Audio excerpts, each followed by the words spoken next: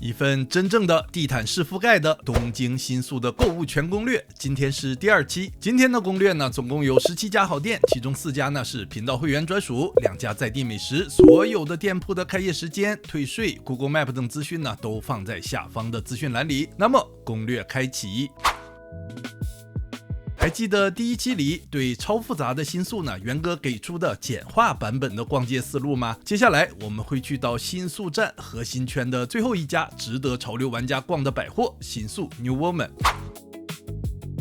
其實聽到 New Woman 這個名字啊，大家也感覺到呢是以女性顧客為主的百貨。不過呢，不代表男生就沒得逛。元哥呢還是有為兄弟們精選了這家百貨裡錯過可惜的好店。首先第1家呢就是大名鼎鼎的 Super A Market。這一家呢就不只是女裝，還有一半是男裝。看過元哥青山攻略的觀眾呢應該有印象，是青山超有名的選品店，主打呢國際視野的選品，算是呢東京民眾了解世界穿搭風向的一個窗口。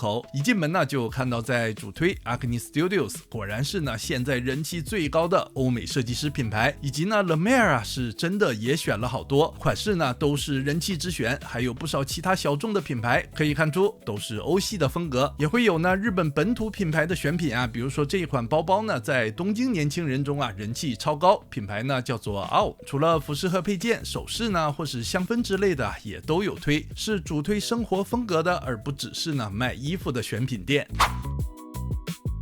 說起來呢，這一家 New Woman 百貨的1樓啊，還真是蠻適合大家逛累了歇腳下的。有一家呢小藍瓶咖啡，也會有呢遊客很愛的抹茶飲品。1樓呢還有一家 Le Labo， 這幾年呢在香氛界的人氣就不用元哥多說了，在東京的每一個熱門地段啊都會有店。新宿店的話呢就在這家百貨裡。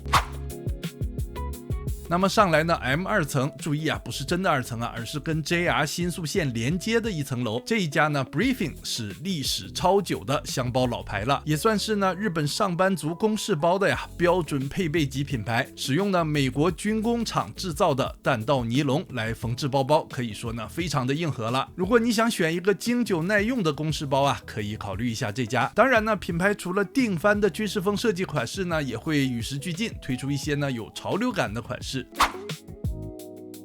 然後呢，對面的這家 New Balance 啊，我看人氣也蠻旺的，有日本限定的款式可以選，也會有稀有的美產款。大家看一下價格呢，最近日幣啊一直在走低，退稅10%後呢，會不會比你的在地的價格更划算呢？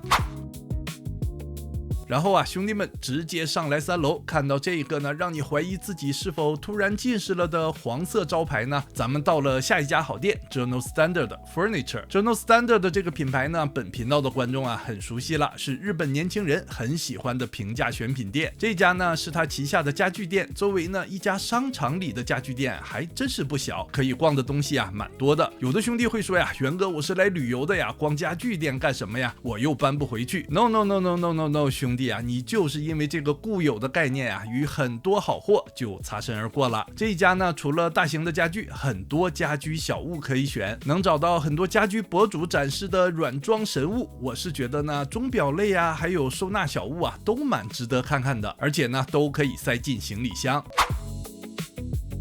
那麼呢，繼續推好店就是這一家呢 iBond 旗下的全新概念店 Zeep。這些年呢，日產手作競價的市場啊 ，iBond 的發展是有目共睹，旗下發展出呢無數個子品牌出來呀，應有盡有。除了 iBond 主線啊，比如 iBond 7285呢，專門復刻歷史經典款10 iBond 呢，請了設計師中川浩孝操刀，追求呢極簡審美。by iBond 呢是偏向年輕客群的平價支線 ，iBond 呢則是旗下的運動眼鏡款。總之呢，產品線豐富極了，不用去青山總店啊 ，Zeep 一站式，逛完熱門款，一定能找到適合你的一款高品質日產手作競價。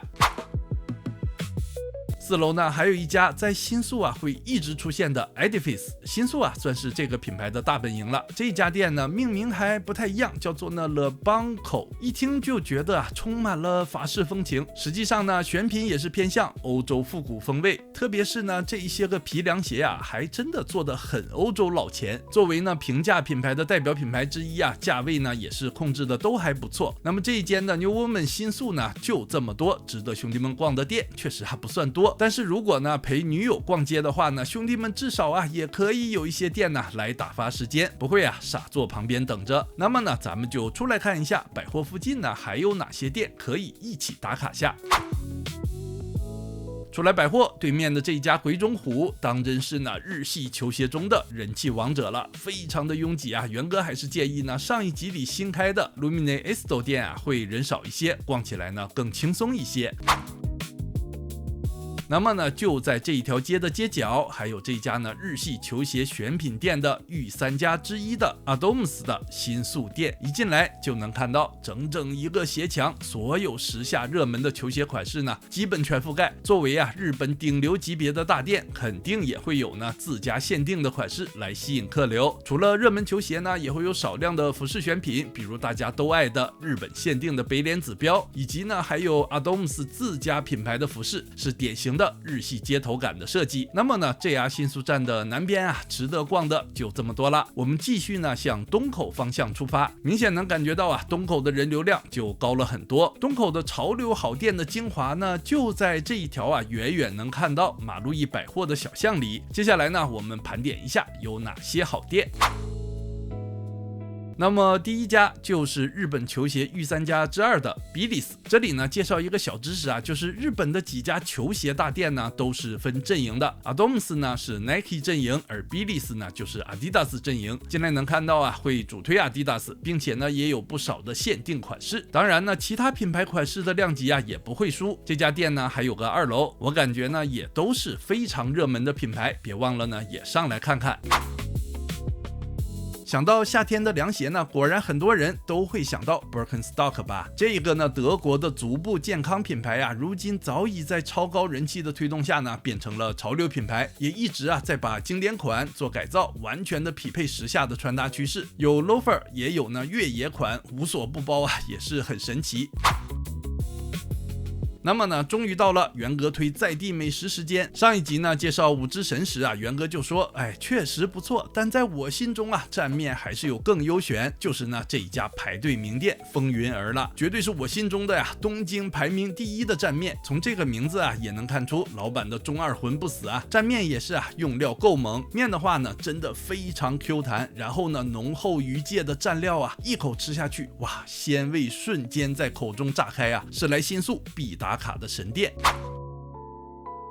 說到新宿的另一家滿分力薦的呢必打卡的美食名店啊，就必須推這一家新宿歌烹中島了。超過半個世紀的老店，主打午餐的千元級美食，卻拿到米其林3星的榮譽。歌烹呢就是在食客的眼前現場烹調的意思。這家最有名的呢就是伊瓦西定食，也就是呢沙丁魚料理，被評價為啊把普通平凡的食材烹調到藝術品的境地。到底是不是這麼神呢？兄弟們可以自己去嘗嘗看。以上呢就是新宿地毯式攻略的第2期了，下一集呢會逛到新宿地標級的名店 Beams Japan， 以及啊還有哪一些潮流店鋪可以挖掘呢？記得按讚訂閱，下期見嘍。